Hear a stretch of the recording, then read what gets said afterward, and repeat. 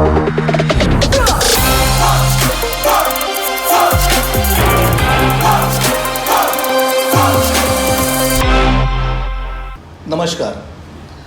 आज के YouTube session में आपका स्वागत है। आज किस विषय पे बात करेंगे?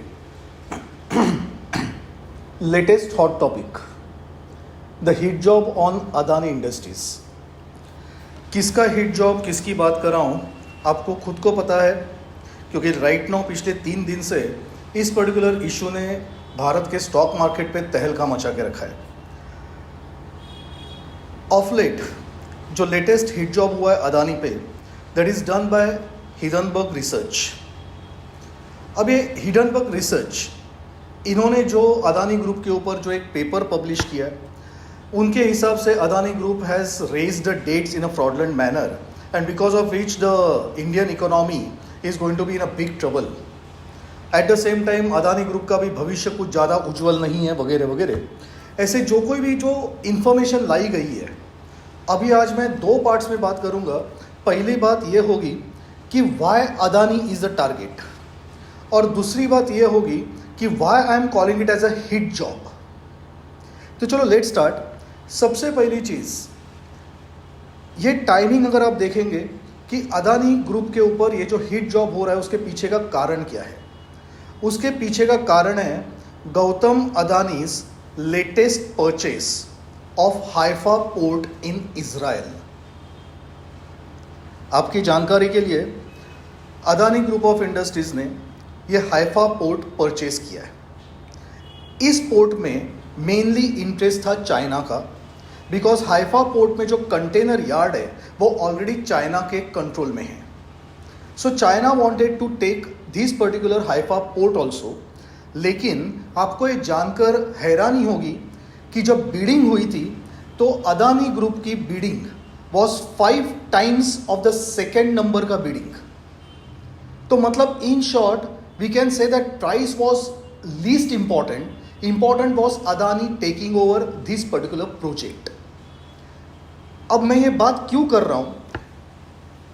पहले ज़माने में जो वॉर होते थे, वो वॉर होते थे आर्म्स एंड एम्यूनिशन पे। आज के ज़माने में वॉर सबसे पहले लड़े जाते ऑन इकोनॉमिक फ्रंट, और किसी भी देश को जितना अपना डिफेंस स्ट्रॉन्ग करना होता है, उतनी ही उसे अपनी इकोनॉमी भी स्ट्रॉन्ग करनी होती है। और उस हिसाब से अगर आप देखेंगे तो पीएम मोदी जी के इकोनॉमी फ्रंट पे 2 सिपा सालार है, जिन्हें आप सेनापति बोल सकते हो, आप उन्हें राइट हैंड लेफ्ट हैंड बोल सकते हो। One is Gautam Adani and second is Mukesh Ambani. तो गौतम अदानी जी को यूज़ करके PM Modi ji geopolitical front पे, स्टेज पे किस तरह से भारत को आगे लेके जा रहे हैं, किस तरह से डोमिनेंट पोजीशन में लेके आ रहे हैं। अब ये जो हाइफा पोर्ट की जो हम बात कर रहे हैं, उसी पोर्ट की अगर आप बात करेंगे तो आप समझ लीजिए कि ये हाइफा पोर्ट, ये डायरेक्ट एंट्री पॉइंट है टू यूरोप। अगर आपने मेरे पहले के वीडियो देखे रहेंगे तो एक वीडियो में मैंने ये भी एक्सप्लेन किया हुआ है कि चाइना के OBOR और BRI, ये जो 2 एम्बिशियस प्रोजेक्ट्स हैं जो पिछले 30 साल से चल रहे हैं, लेकिन अभी तक वो बीच में अटके पड़े हुए। टोटल इन्वेस्टमेंट चाइना की उसमें अभी तक है $13 बिलियन। सो $13 बिलियन की जो इन्वेस्टमेंट चाइना ने करके रखी है, अब पिछले 7 साल में मोदी जी ने उस इन्वेस्टमेंट को किस तरह से तोड़ने का काम किया है, उसे कैसे वेस्ट करने का काम किया है। तो यही एग्जाम्पल ले लीजिए Haifa port. As I said in one my previous video, मैंने ये एक्सप्लेन किया था कि किस तरह से भारत एक नया ट्रेड रूट निकाल रहा है, और वो ट्रेड रूट कहाँ से शुरू होता है? It starts with JNPT in Mumbai. यहाँ से by sea it will go to UAE, from there to Saudi, from there to Jordan, from there to Israel में जाके वो ख़त्म होता है एट हाइफा पोर्ट, और हाइफा पोर्ट के बाद वापस सी रूट निकलता है। वो कहाँ जाता है? तो बीच में जाता है साइप्रस, उसके बाद ग्रीस, और उसके बाद आता है डायरेक्टली ग्रीस, मतलब डायरेक्ट गेटवे टू यूरोप। अब वो तो पोर्ट, वो जो पर्टिकुलर रोड है, वो रोड बनाने का काम तो चल रहा ही है, लेकिन एट द सेम टाइम जो एग्जिस्टिंग हाइफा पोर्ट है उसका कंट्रोल अभी राइट नाउ गौतम अदानी ने पूरा का पूरा परचेज किया हुआ है at an exorbitant price, as I said 5 times the second bid. So price was the least important criteria. The reason was that anyhow Bharat wanted to have a control on one particular basic spot which can be called as gateway to Europe.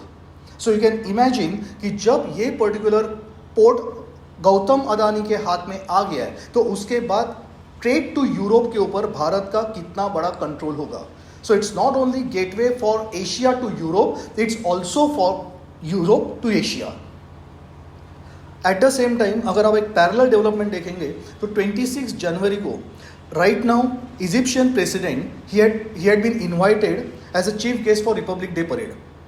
उस वक्त भारत के और Egypt के जो MOU sign हुए, जो contract sign हुए हैं, उसमें से एक कॉन्ट्रैक्ट बहुत दिलचस्प है और वो ये है कि सुएज कैनाल का जो वहाँ पे इकोनॉमिक डेवलपमेंट जोन है, Egypt is giving the rights to Bharat to develop that zone and to take the decisions with respect to the industry to be set up over there. Europe जाने के जो दो main रास्ते हैं उसमें से एक आता है सुएज कैनल और सेकेंड आता है हाइफा पोर्ट. सुएज कैनल को हम लोग सेव कर रहे हैं, डायरेक्ट एक्सेस हम लोग वहां पे ले रहे हैं through the political understanding between the two countries, that is Egypt as well as Bharat.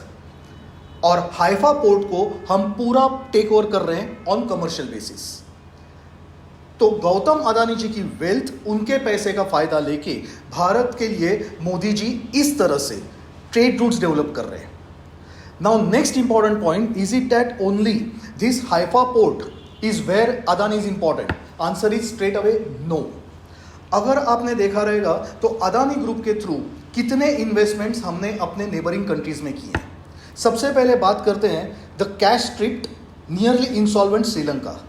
Sri Lanka कितना चाइनीज कंट्रोल के अंडर था आप सबको पता है. चाइना ने लगभग उसे निगल लिया था, जिसे भारत ने उस चाइना की पकड़ में से उसे बाहर निकाला है. चाइना ने वहां पे जब पोर्ट्स अपने कब्जे में लेना शुरू कर दिया इन फॉर्म ऑफ लीज, तो eight the same time Adani group became the first Indian port operator in Sri Lanka for construction of Colombo ports western container terminal. तो मतलब इन शॉर्ट अब अदानी ग्रुप का मेजॉरिटी स्टेक उस वेस्ट कंटेनर इंटरनेशनल टर्मिनल में है, जिसका value है अराउंड 700 मिलियन USD. तो मतलब चाइना का इन्फ्लुएंस तोड़ने के लिए हमने वहां पे एंट्री ली, किसके थ्रू? अदानी ग्रुप के थ्रू. नॉट ओनली दैट, किसी भी देश के लिए सिर्फ इंफ्रास्ट्रक्चर के साथ साथ एनर्जी भी इंपॉर्टेंट होती है. और राइट नाउ श्रीलंका के जो हालात है, जहाँ पे उनके पास इंपोर्ट बिल्स पे करने के लिए भी पैसे नहीं है, फॉरेन करेंसी नहीं है, उस वक्त उसी श्रीलंका में Adani green energy has received approvals for 286 megawatts and 234 megawatts investments of over $500 million. That means ना ही सिर्फ इंफ्रास्ट्रक्चर बल्कि वहाँ का जो एनर्जी सेक्टर होगा उसमें भी Bharat is going to be a big player through Adani group. Now is that enough? No. और एक कॉन्टिनेंट है जिसपे चाइना बहुत पहले एंट्री ले चुकी थी और भारत हमारे यूपीए सरकार के बदौलत, उनके शॉर्ट साइटेडनेस की बदौलत, जहाँ पे हमने कभी कॉन्सेंट्रेट ही नहीं किया था, आज उस अफ्रीका पे, मैंने पहले के वीडियो में भी ये बोला था, आज उस अफ्रीका पे रशिया और भारत दोनों नज़र गाड़ के बैठे हैं और कोशिश कर रहे हैं वहाँ पे एंट्री लेने की, जैसे कि जिसकी वजह से चाइना का इंपॉर्टेंस वहाँ से कम हो. And in that direction also again Adani group is being used by PM Modi. Adani group is on the verge of investing in Moroccan clean energy project. Morocco का जो क्लीन एनर्जी प्रोजेक्ट है, वहाँ पे इलेक्ट्रिसिटी प्रोड्यूस करके plan है वहाँ से export करना है यूरोप. तो मतलब in short from Africa to Europe with control in hands of Bharat through Adani group. Is that all? Answer is again no. Now Adani port, as per an MOU signed with Tanzania, Adani Group is going to invest around 19,000 crores. Around 19,000 crores in 4 overseas projects in Tanzania. Along with Tanzania, it includes Kosovo, South Africa as well as Nigeria. These particular projects are electricity projects, जहाँ पे बात हो रही है of a production of 3,792 megawatts electricity. Other than that, other than that, we are making big investments in Tanzania, as I said, through Adani Group. So Africa जो भारत के target पे था, वहाँ पे जो एंट्री लेनी है in infrastructure projects, in road development projects, in electricity projects, in ports, everything that is happening through only one group, that is Adani group. Sri Lanka में हम लोग एंट्री ले चुके हैं थ्रू अदानी ग्रुप। आज हमने इजराइल का हाइफा पोर्ट टेक ओवर किया through Adani group. So now you can imagine to whom is this Adani Group hurting the most. It is hurting only and only one country, and that is China. And through China, it is hurting the big investors in US. क्योंकि ये किसी से छुपी हुई बात नहीं है कि यूएस का चाइना को टैसिट सपोर्ट ये हमेशा से रहा है। यूएस किसी का नहीं है, ये आप भी जानते हो, मैं भी जानता हूँ। जो उन्हें पेमेंट करेगा, जो उन्हें पैसा देता रहेगा, they will support that particular party, that particular country. और कितनी बार ये साबित हो चुका है, कितनी बार मैं भी ये बोल चुका हूं कि किस तरह से जो बाइडेन और उसका बेटा हंटर बाइडेन के पर्सनल इन्वेस्टमेंट चाइनीज कंपनीज में है। So now this particular investment for these politicians, as well as the Chinese investment of $13 billion in that BRI and OBOR is at stake only because of Bharat, and that is through Adani Group. तो अगर Adani group को target किया जाता है तो उसमें कौन सी नई बात है या कौन सी सरप्राइजिंग बात है? They are being targeted, it is a hit job. So I think कि अभी तक जो मैंने आपको कारण बताए वो कारण इसलिए थे कि अदानी के ऊपर हिट जॉब क्यों। So these are the reasons why he is on target. Now let's go to why I am calling it as a hit job and not a genuine research. किसने किया है रिसर्च? Hindenburg research. ओनर कौन है? Owner is Nathan Anderson. This Nathan Anderson, who had studied in international business management from Connecticut University of America. ये particular Nathan Anderson जो आते हैं, ये भाई साहब by origin Israel. So Israel origin connected with US, that means he is part of the deep state, and deep state doesn't want Bharat to go ahead. They can afford to join hands with China but not with Bharat. Bharat, as I have been saying time again and again, is coming up big on the geopolitical front. It is no more an unipolar or bipolar world, it has become a multipolar world with Bharat at the center stage. And all this is happening because of PM Modi's diplomacy. He is building up Bharat on the defense front as well as he is building up Bharat on economic front. We are becoming the pharmacy of the entire world. We are becoming the transportation hub for the entire world. We are becoming the service hub for the entire world. We are becoming the manufacturing hub, now replacing China from that particular status. Now imagine, ऐसे वक्त पे अगर Indian economy पे अगर घाव करना है, वार करना है, तो सबसे पहले वार उसी सेनापति पे करो जो आपके लिए सबसे मेन है। और जैसे मैंने कहा कि इकोनॉमिक फ्रंट पे मोदी जी के दो सेनापति है, one is Gautam Adani and second is Mukesh Ambani. So right now Gautam Adani has been made target. आपकी जानकारी के लिए ये जो पर्टिकुलर हिडनबर्ग रिसर्च, इनका मेन काम क्या है? इनका कोई रिसर्च वगैरह नहीं चलता।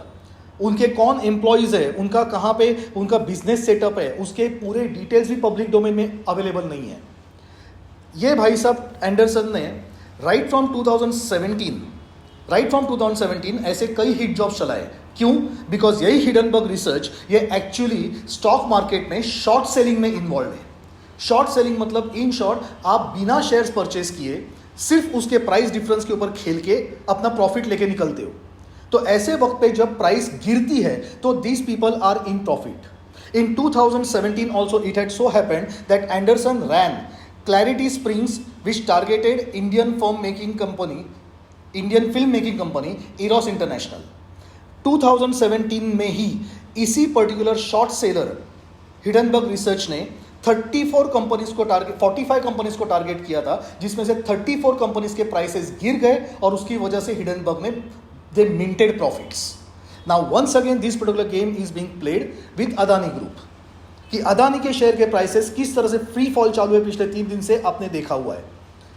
नाउ अगर यही सेंटिमेंट्स कायम रहेंगे तो भारत फिर एक बार उसी 91 टू 95 के एरिया में चला जाएगा, उस एरा में चला जाएगा जब हर्षद मेहता ने स्टॉक मार्केट को ऊपर लाया था और उनके खिलाफ यही फॉरेन पावर्स ने पूरा का पूरा एक मैनिपुलेटेड ऑपरेशन चलाया था, जिसके लिए अपने Indian presstitutes like Sucheta Dalal also were involve. और किस तरह से स्टॉक मार्केट तभी गिराया गया। It wasn't Harshad Mehta was only a reason, the target was Indian stock market because India was becoming a major hub for foreign investments because of the change in new policies, और जो ये देश नहीं चाहते थे। स्टॉक मार्केट तब जो गिरा था उसे वापस उठने के लिए 2-3 साल लगे थे, और भारत की अर्थव्यवस्था कितने पीछे ढकेली गई थी आप सोच सकते हो। आज फिर एक बार वही गेम दोहराया जा रहा है। And that is why you need to have trust in our own companies, you need to have trust in our own agencies and in our own government. लोग बोलते हैं, ये हिडनबर्ग रिसर्च ये कहता है कि अदानी का डेट एक्सपोजर बहुत ज़्यादा है, बिकॉज ऑफ विच अगर सपोज अदानी कभी अगर लॉस में जाएंगे तो in that case banking industry will collapse. Let me tell you one thing, Adani के डेट में पब्लिक सेक्टर बैंक्स का प्रपोर्शन है 0.7%। I am talking about 2023 dates.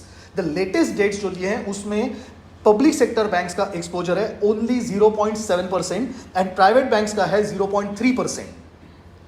Overall अगर आप डेट की बात करोगे तो पब्लिक सेक्टर बैंक्स का 1.5, प्राइवेट सेक्टर बैंक्स का 1.5% एंड पब्लिक सेक्टर बैंक्स का 6% is the debt exposure of Adani. और अब कोई मुझे ये ना बताए that 6% for the public sector banks and 1.5% for the private sector banks is a very big deal for Indian banks. Not possible. This is not possible to digest. And secondly, let me tell you, ये private sector bank या public sector bank जिन्होंने Adani group को जो loans दिए हुए हैं, ये कोई क्रेडिट कार्ड्स नहीं है, ये कोई अनसिक्योर्ड लोन्स नहीं है, उसके सामने सिक्योरिटी है। Security in form of the ports, security in form of the airports which he has taken to handle to manage as well as the energy sectors. आपकी जानकारी के लिए, Gautam Adani right now he is operating 13 sea terminals in India. He controls 24% of the India's maritime commerce. तो आप सोच सकते हो, जिस आदमी के पास इतना बिजनेस है, जिस आदमी के पास इतने एसेट्स है, उन एसेट्स के अगेंस्ट अगर सपोज बैंक से लोन दिए हैं और अगर वो आदमी कल बैंकरप्ट भी होता है तो बैंकों का पैसा कहाँ डूबता है? बैंकों का पैसा डूबने की बात तब होती है when there is no security, as it happened in case of Kingfisher airlines.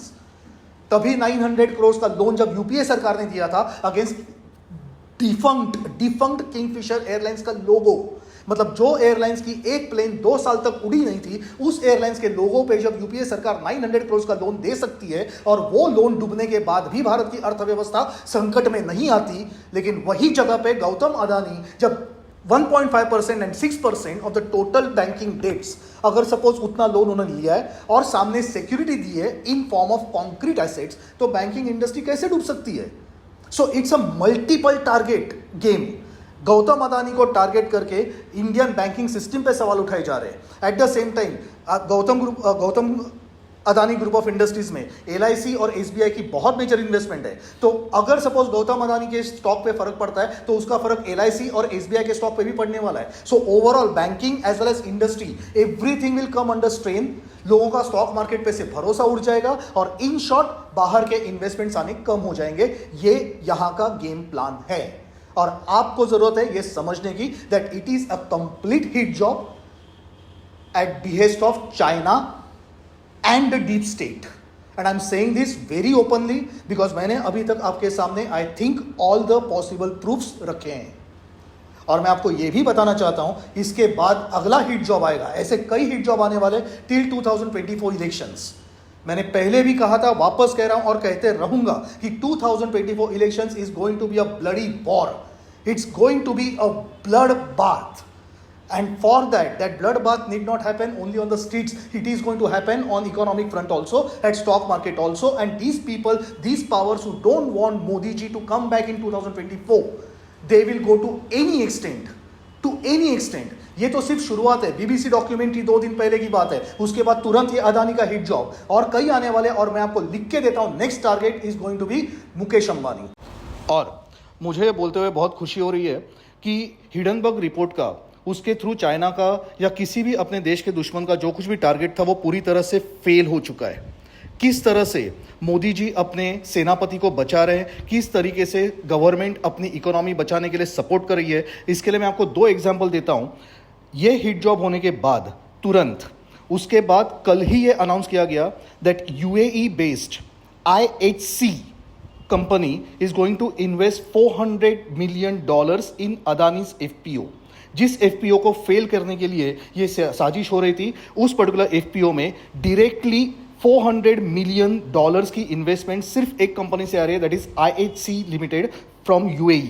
और आपकी जानकारी के लिए that is total 16% of the total FPO size.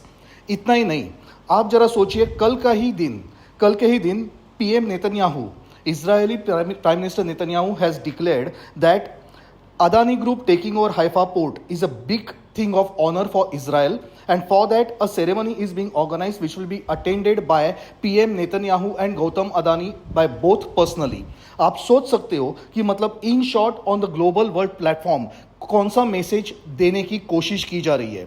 और अगर आपको अभी तक ये पता नहीं है कि यूएई के प्रिंस के साथ PM मोदी जी के कितने क्लोज रिलेशनशिप है और नेतन्याहू जी के साथ PM मोदी जी कितने फास्ट फ्रेंड है, अगर आप ये 2 चीज़ों को अगर इक्वेट करोगे तो आपको पता चलेगा कि किस तरह से हम अपनी इकोनॉमी बचाने के लिए कोशिश कर रहे हैं।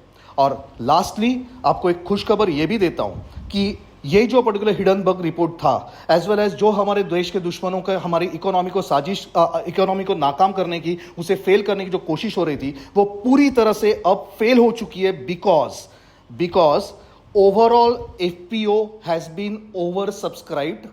Now it is oversubscribed to the extent of 1.26 times। That means जो FPO फ्लॉप करने की कोशिश की जा रही थी वो पूरी तरह से फेल हो चुकी है। And at the same time let me tell you one more thing कि राइट नाउ इंडियन इनकॉर्पोरेशन ने पूरे के पूरे भारत के इंडस्ट्रियलिस्ट ने किस तरह से एक एकता दिखाई है, that is a very thing, a creatable thing. And that is इस पर्टिकुलर FPO में इंडिया इनकॉर्पोरेशन की तरफ से Ambani, Sajjan Jindal of JSW, Sunil Mittal Airtel, Sudhir Mehta Torrent and Pankaj Patel Zydus, ऐसे बड़े बड़े इंडस्ट्रियलिस्ट कॉरपोरेट हाउसेस ने अपने ultra high net worth individuals के थ्रू जो पर्सनल इन्वेस्टमेंट की है, सिर्फ यही लोगों ने मिलके 3.13 crore shares of the FPO उठा लिए हैं। And overall FPO has become a big hit, a big success, and this is a very strong message. One message was given by PM Modi ji yesterday by getting the diplomats involved from 2 different countries like UAE as well as Israel. That was from government level, and now from industrial level the industrialists have come together to stand in solidarity with Gautam Adani, and this is a very good sign। ये बताते हुए कि पूरे world को जो करना है कर लो, अब ये भारत झुकेगा नहीं साला। आपको ये वीडियो पसंद आया होगा तो लाइक कीजिए, शेयर कीजिए, सब्सक्राइब कीजिए। नमस्कार।